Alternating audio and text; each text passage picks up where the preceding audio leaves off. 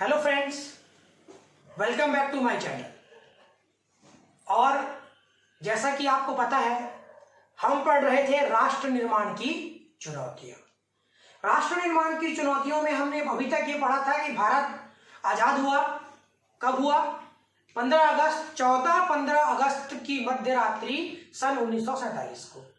एक तरफ 14 अगस्त को बना पाकिस्तान, दूसरी तरफ 15 अगस्त को बना भारत। लेकिन भारत के आजाद होते ही भारत के दो टुकड़े हो गए, अर्थात भारत का विभाजन हो गया। अंग्रेजों ने जाते जाते भारत को एक तोहफा दिया, विभाजन का तोहफा। इस विभाजन से भारत को बहुत सारी समस्याओं का सामना करना पड़ा और अपने राष्ट्र निर्माण में कई चुनौतियों को फेस करना पड़ा। उन चुनौतियों में से एक चुनौती थी शरणार्थी समस्या। अब शरणार्थी समस्या कैसे हो सकती है? तो एक नया देश जो अभी अभी अपने पैरों पे खड़ा होना सीख रहा है, उस पर अचानक ही शरणार्थियों का बढ़ता हुआ बोझ, जिसे संभालना एक नए राष्ट्र के लिए असंभव था या बहुत कठिन था। तो उन परिस्थितियों में जब पाकिस्तान से बाढ़ की तरह लोग भारत में आने लगे और जिन्हें हम शरणार्थी कहते हैं, उन समस्याओं को भारत ने किस तरह से फेस किया, किस तरह से उन समस्याओं का सामना किया और एक सुदृढ़ भारत का निर्माण किया। तो आइए हम पढ़ते हैं शरणार्थी समस्या। तो शुरुआत कहां से होती है? मुस्लिम लीग द्वारा भारत के सभी मुसलमानों हेतु नए राष्ट्र का निर्माण करना था। मुस्लिम लीग एक पार्टी थी जो कांग्रेस के अगेंस्ट खड़ी थी। मैंने आपको इसके पहले बताया था जिन्ना के बारे में। तो उनकी एक प्रमुख मांग थी कि भारत में रह रहे मुसलमान, जितने भी मुसलमान हैं और भारत से अलग हुए पाकिस्तान में जो मुसलमान हैं, उन सबको मिलाकर एक नए मुस्लिम राष्ट्र पाकिस्तान का निर्माण करना। परंतु यह इतना आसान नहीं था, क्योंकि यह समुदाय सदियों से भारत के अलग अलग प्रांतों में अल्प व बहुल संख्या में निवास करता आ रहा था। मतलब मुस्लिम लीग का ये कहना था कि जितने भी मुसलमान, चाहे वो भारत के हो चाहे वो पाकिस्तान के हो, सबको मिलाकर हम एक मुस्लिम राष्ट्र का निर्माण करेंगे। लेकिन ये इतना आसान नहीं था। क्यों? कि भारत में लंबे समय से जो मुसलमान रहते आ रहे थे, उनको एक साथ, इस समुदाय को अपने साथ लाना एक बहुत कठिन कार्य था। मुस्लिम लीग ने पाकिस्तान निर्माण के साथ ही भारत में निवास कर रहे मुस्लिमों को धर्म के आधार पर भारत छोड़कर पाकिस्तान में बसने का आह्वान किया। अब देखिए, ये काम बहुत कठिन था, इतना आसान नहीं था कि सदियों से जो मुसलमान भारत में रह रहे हैं उन्हें हम आसानी से पाकिस्तान लेकर जा सके। तो इसके लिए उन्होंने क्या किया? धर्म के आधार पर मुस्लिमों को बहलाया, फुसलाया, बरगलाया। उन्हें यह बताया कि भारत उनका देश नहीं है, अपितु एक नया राष्ट्र जो मुस्लिम राष्ट्र है, जिसे हमने नाम दिया है पाकिस्तान, वो आपका देश है। तो धर्म के नाम पर उन्होंने इन मुस्लिमों को भड़काना शुरू किया। साथ ही पाकिस्तान में निवास कर रहे लाखों हिंदुओं को पाकिस्तान छोड़ने के लिए मजबूर करना शुरू कर दिया। यहीं से सांप्रदायिक तनाव बढ़ा, जो शरणार्थी समस्या का कारण बना। उन्होंने क्या किया? ना कि भारत में रह रहे मुसलमानों को भड़काया, अपितु जो पाकिस्तान में जो हिंदू रह रहे थे उन्हें भी वहां से योजनाबद्ध ढंग से खदेड़ना और भगाना शुरू किया। जब यहां से पाकिस्तान से हिंदुओं को भगाना शुरू किया गया, तो जाहिर सी बात है उसकी प्रतिक्रिया स्वरूप भारत से भी मुसलमानों को भगाने की प्रक्रिया शुरू हुई, जो धीरे धीरे सांप्रदायिक दंगों में बदल गई। उसके बाद है शरणार्थियों का आगमन। शरणार्थी किस प्रकार से भारत में आए और क्यों आए, उनका आगमन कैसे शुरू हुआ, ये हमको पढ़ना है। तो पहला है कट्टरपंथी मुसलमानों और स्थानीय मुसलमानों के जुल्म।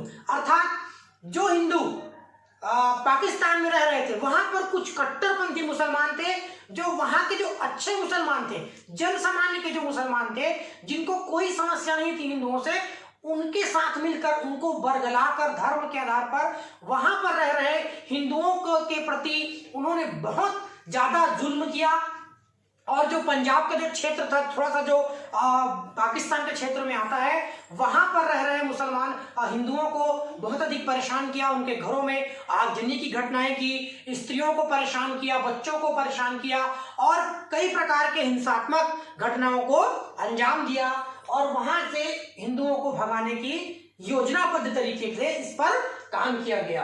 भारत पाक संबंधों में कटुता का बढ़ना, इन सभी क्रियाकलापों के द्वारा, इन सभी घटनाओं के द्वारा क्या हुआ, भारत और पाकिस्तान के बीच कटुता जो है वो बढ़ने लगी। पाकिस्तान द्वारा हिंदुओं पर आतंक का वातावरण, अर्थात वहां जो हिंदू रह रहे थे उनको वहां के स्थानीय गुंडों द्वारा आतंकवादी गतिविधियां और ऐसा माहौल पैदा किया गया, डर का माहौल पैदा किया गया कि वहां के जो रहने वाले लोग थे, जो हिंदू थे, जो गैर मुसलमान लोग थे, उनको उनके ऊपर उनकी हत्या करना शुरू किया गया, उन्हें मानसिक शारीरिक तौर पर परेशान करना वहां के मुसलमानों ने आरंभ कर दिया। कट्टरपंथियों द्वारा भागते हुए हिंदू परिवारों की हत्या करना, वहां पर कुछ कट्टरपंथी मुसलमान थे जो वहां के गुंडों के द्वारा उन्होंने क्या किया कि वहां से जो हिंदू भाग रहे थे, जो भी उनके पास था उसे बटोर कर वो लेकर जा रहे थे, अपने वतन अपने क्षेत्र लौट रहे थे, उनको उनकी हत्या करना उन्होंने आरंभ कर दिया।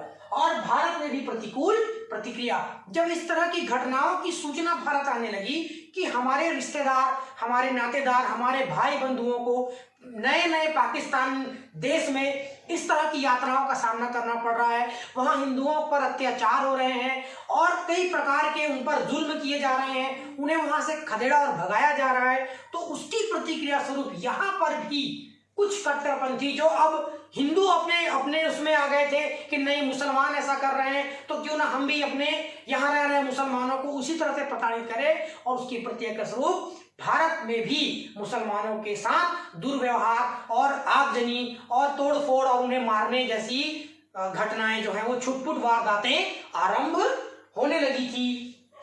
तो इस प्रकार शरणार्थियों का आगमन जो है वो धीरे धीरे भारत में शुरू हुआ। फिर है शरणार्थियों से अभिप्राय, शरणार्थी हैं कौन, ये जानना है।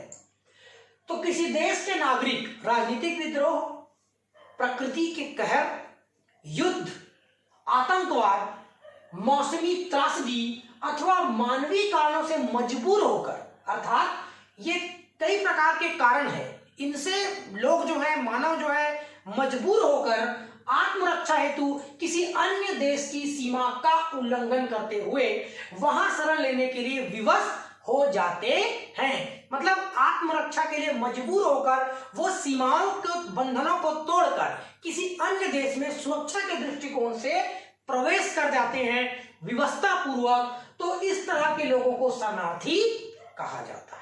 तथा इनके व्यवस्थापन, सुरक्षा, भोजन, आवास की व्यवस्था ही शरणार्थी समस्या कहलाती है। एकदम से बहुत सारे लोग अन्य देशों से बॉर्डर को तोड़कर, सीमाओं को लांघकर किसी दूसरे देश में प्रवेश कर जाते हैं और इतने सारे लोगों को संभालना, भोजन की व्यवस्था करना, सुरक्षा की व्यवस्था करना, उनके आवास की व्यवस्था करना ही शरणार्थी समस्या कहलाती है। अब है शरणार्थी समस्या का स्वरूप कैसा था। तो विभाजन के बाद शुरू हुए दंगों का स्वरूप अत्यंत विभत्स था। मतलब विभाजन हुआ, विभाजन के बाद हिंदू मुसलमान में सांप्रदायिकता को लेकर बहुत सारी घटनाएं, आतंकवादी घटनाएं, बहुत सारे जुल्म की समस्याएं, जिससे हिंदुओं पर भी जुल्म किया गया, मुसलमानों पर भी जुल्म होने शुरू हो गए थे। तो अचानक भड़के हुए दंगों का एक विभत्स रूप उभर कर सामने आया। अकेले पंजाब प्रांत में लगभग 2.25 लाख व्यक्तियों को अपनी जान से हाथ धोना पड़ा। पंजाब क्षेत्र जो कि पाकिस्तान बॉर्डर से मिलता है, वहां पर अकेले 2.25 लाख लोगों को अपनी जान से हाथ धोना पड़ा। पाकिस्तान से भारत पहुंचने वाली गाड़ियां खून से लथपथ और लाशों से पटी हुई थी।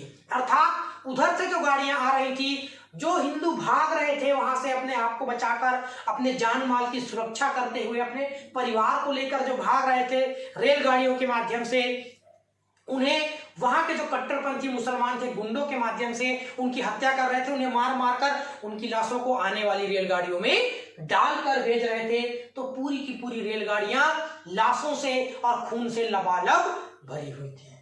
प्रतिक्रिया स्वरूप भारत के विभिन्न प्रदेशों में मुस्लिमों के विरुद्ध दंगे और आगजनी की घटनाएं होने लगी। अर्थात जब रेलगाड़ियों में लाशों को भेजा जाने लगा पाकिस्तान से, तो भारत में रहने वाले लोगों का भी खून खौल गया और यहाँ रहने वाले मुसलमानों के लिए भी उनके मन में आक्रोश पैदा हो गया और दंगे शुरू हो गए। इन दंगों को सरकार ने रोकने की बहुत कोशिश की और उसके साथ ही महात्मा गांधी, पंडित नेहरू जैसे नेताओं ने भी इस पर कदम बढ़ाए और भारत सरकार और स्वयं महात्मा गांधी ने इन दंगों को रोकने के प्रयास किए और बंगाल के नोआ खाली में गांधी जी ने हिंसा रोकने के लिए अनशन प्रारंभ कर दिया। स्वयं महात्मा गांधी ने अनशन पद यात्रा के द्वारा इन दंगों को, सांप्रदायिक दंगों को, मुस्लिमों के विरुद्ध हो रहे इस प्रकार के अत्याचार को रोकने के लिए स्वयं गांधी जी बंगाल के नोआखाली प्रदेश में स्वयं उतरे।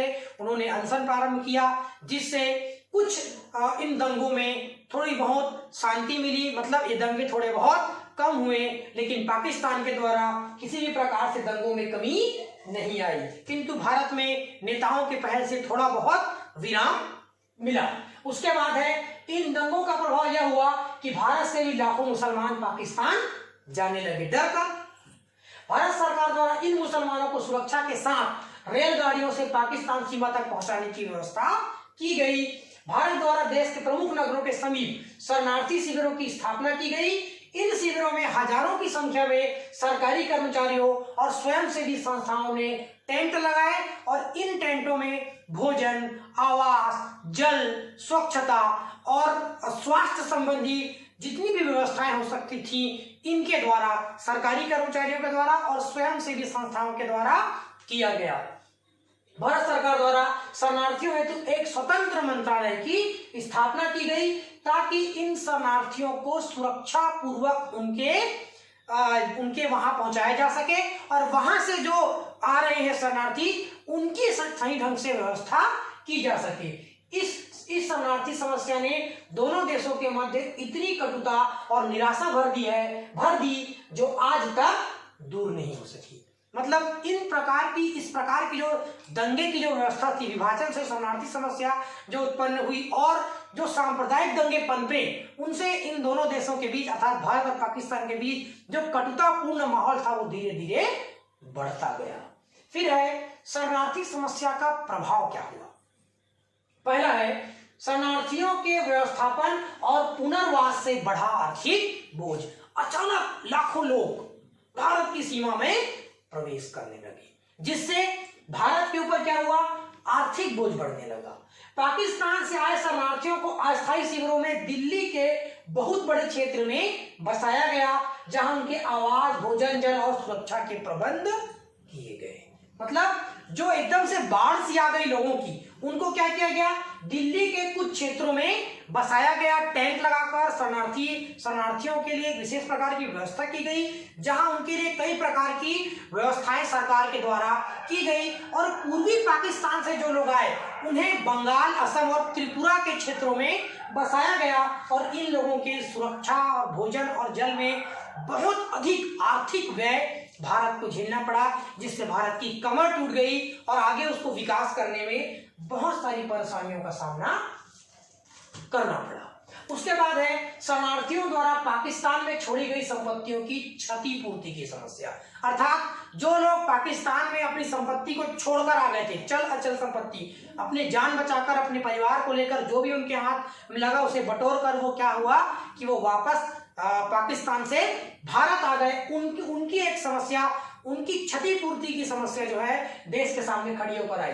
तो भारत सरकार के शरणार्थी व्यवस्थापन एवं पुनर्वास मंत्रालय का काम शरणार्थियों द्वारा पाकिस्तान में छोड़ी गई संपत्तियों के आंकड़ों को एकत्रित करना था। एक मंत्रालय की स्थापना की गई जिसे कहते हैं शरणार्थी व्यवस्थापन एवं पुनर्वास मंत्रालय। इनका काम क्या था कि जो भी संपत्ति पाकिस्तान में छोड़कर आ गए थे ये लोग जो कि शरणार्थी थे, उनकी संपत्तियों का आंकड़ा एकत्रित करना इस मंत्रालय का प्रमुख काम था। भारत ने तत्संबंध में पाकिस्तान में छोड़ी गई संपत्ति का आकलन पेश कर क्षतिपूर्ति हेतु मांग की और पाकिस्तान ने भी अपनी क्षतिपूर्ति हेतु मांग की। मतलब पाकिस्तान में लगभग वहां पर जो छोड़ी गई संपत्ति थी उसका एक आंकड़ा निकाला गया जो लगभग 50,000 लाख की चल अचल संपत्ति थी जिसे वहां के शरणार्थी छोड़कर आए थे। और भारत में जो मुसलमान यहां से पाकिस्तान गए थे वो लगभग 10,000 लाख की चल अचल संपत्ति को यहाँ पर छोड़कर गए थे। और इसके लिए प्रथम बैठक जो है वो 29 अगस्त 1947 को हुई, परंतु इसका कोई खास निष्कर्ष निकलकर सामने नहीं आया। और अंत में 1955 में एक समझौता हुआ जिसमें इन दोनों देशों के जो बैंकों या लॉकरों में जो जमा खातों में जो पैसे थे उन्हें स्थानांतरण पर सहमति बनी। भारत द्वारा तो स्थानांतरित कर दिया गया राशि और संपत्ति और उसका हर्जाना, किंतु पाकिस्तान द्वारा आज भी बहुत से ऐसे वित्तीय मामले हैं जिन पर प्रश्न चिन्ह लगा हुआ है और पाकिस्तान ने उन पर रोक लगा दी है और कोई भी कार्रवाई पाकिस्तान ने अभी तक नहीं की है। इसके बाद है नेहरू लियाकत समझौता। दोनों प्रधानमंत्रियों के द्वारा, दोनों देशों के प्रधानमंत्रियों के द्वारा एक समझौता हुआ। कब हुआ? सन 1950 में हुआ। ये क्या था? परंतु ये समझौता क्या था? इस समझौते में ये बात कही गई थी कि दोनों देशों में जो अल्पसंख्यक लोग हैं उनकी सुरक्षा, उनकी विकास और उन्हें जो संवैधानिक अधिकार मिलने चाहिए उस पर काम किया जाएगा। इस समझौते के द्वारा ये बात कही गई कि जो अल्पसंख्यक लोग जो भारत में रह रहे हैं और जो पाकिस्तान में रह रहे हैं उनकी सुरक्षा की गारंटी ली जाएगी, उन्हें विकास के समान अवसर दिए जाएंगे और उन्हें कुछ संवैधानिक अधिकार या मौलिक अधिकार दिए जाएंगे जिससे वो अपना विकास कर सके, बेहतर ढंग से अपना जीवन जी सके। परंतु वहां के कट्टरपंथी दलों के दबाव में पाकिस्तान इस समझौते को पूरा नहीं कर पाया और आज भी पाकिस्तान से हिंदू भारत की ओर शरण ले रहे हैं। आज भी कई जो हिंदू हैं या गैर मुस्लिम जो हैं वो आज भी बॉर्डर के द्वारा भारत में या वीजा लेके भारत में आते हैं, परंतु वो यहां से वापस जाना नहीं चाहते। फिर है पुनर्वास की समस्या। पुनर्वास यानी फिर से उनको बसाने की समस्या को हम कहते हैं पुनर्वास समस्या। तो पाकिस्तान से भारत आए गैर मुस्लिम शरणार्थी जिनमें मुख्य रूप से सिख और हिंदू सिंधी थे जिन्हें पंजाब, दिल्ली और मुंबई के आसपास बसाया गया। कहां बसाया गया? पंजाब, दिल्ली और मुंबई के आसपास इनको बसाया गया, जो कि मुख्य रूप से सिख थे और हिंदू सिंधी थे। इन्हें कहां बसाया गया? पंजाब, दिल्ली और मुंबई के आसपास के क्षेत्रों में बसाया गया, जो कि बहुत जल्दी भारत की संस्कृति से इन्होंने समझौता स्थापित कर लिया, सामंजस्य स्थापित कर लिया और वो यहाँ की संस्कृति में बहुत जल्दी घुल मिल गए। किंतु पाकिस्तान गए, जो यहाँ से जो शरणार्थी पाकिस्तान गए उन्हें जो है वहां पर पंजाब के मुसलमान, जो पंजाब के जो मुसलमान थे वो क्या किए, उनको लाहौर के आसपास बसाया गया, जो आसानी से उन्होंने पाकिस्तानी संस्कृति समझौता कर लिया। लेकिन यहां से जो उत्तर प्रदेश, बिहार, गुजरात, हैदराबाद से जो मुस्लिम गए थे उन्हें कराची और उसके आसपास और सिंध प्रांत में बसाया गया था। वो लोग आज भी वहां की संस्कृति से अभी तक सामंजस्य नहीं बिठा पाए हैं और उन्हें आज भी वहां पर मुजाहिर के नाम से पुकारा जाता है। किस नाम से पुकारा जाता है? मुजाहिर के नाम से पुकारा जाता है। तो इस प्रकार की समस्याओं से भारत और पाकिस्तान दोनों जूझ रहे थे, लेकिन भारत को बहुत सारी समस्याओं का सामना करना पड़ा शरणार्थी समस्या के रूप में। तो आज हमने पढ़ा शरणार्थी समस्या क्या है, वो कैसे उत्पन्न हुई, भारत ने उसका सामना कैसे किया और उससे किस प्रकार की समस्याएं भारत में उत्पन्न हुई, जिससे भारत ने बहुत ही अच्छे तरीके से फेस किया, उसका समाधान निकाला और आज भी भारत इन शरणार्थी समस्याओं से जूझ रहा है। तो आज के लिए इतना ही, आगे हम पढ़ेंगे अगली क्लास में। तब तक घर में रहिए, खुश रहिए, स्टे होम, बाय।